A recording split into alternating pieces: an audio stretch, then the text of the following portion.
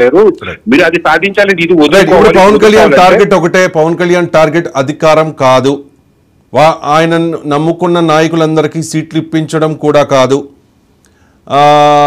జగన్మోహన్ రెడ్డి ముఖ్యమంత్రి కాకూడదు అన్నదే ఆయన ఫస్ట్ ప్రయారిటీ కదండి.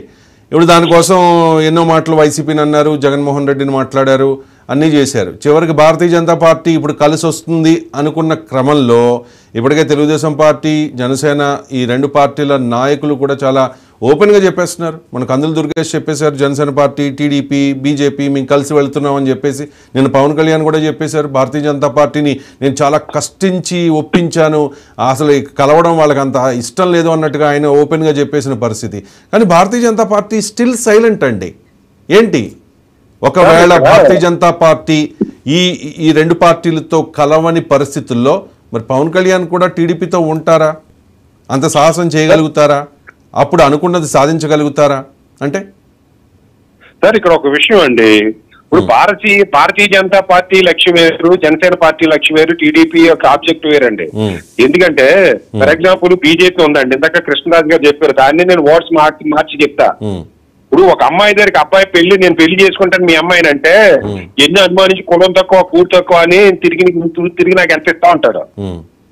జనసేన పరిస్థితి కూడా అదే. చంద్రబాబు నాయుడు గారి దగ్గరికి వెళ్ళడంతో నీకు 3 ఇస్తాను 4 ఇస్తాను తిరిగి రాస్తే నాకు ఎన్ని సీట్లు ఇస్తారా, నాకు ఎంత డబ్బులు ఇస్తాను పరిస్థితి దిగిదారింది.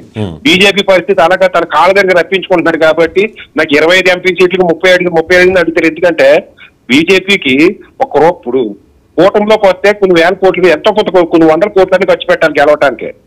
అదే వైసీపీ మద్దతు ఉంటే ₹1 ఖర్చు పెట్టుకుంటే 25 ఎంపీలు మద్దతు ఉంటుంది కదా. వైసీపీ గెలిస్తే ₹1 ఖర్చు పెట్టక్కర్లేదు, ఒక నాయకుని తయారు చేయక్కర్లేదు, మళ్ళీ ఇది గెలిచిన కానీ ఇంటర్నల్ పాలిటిక్స్ అటాక్ పెంచుకోవాల్సిన అవసరం లేదు.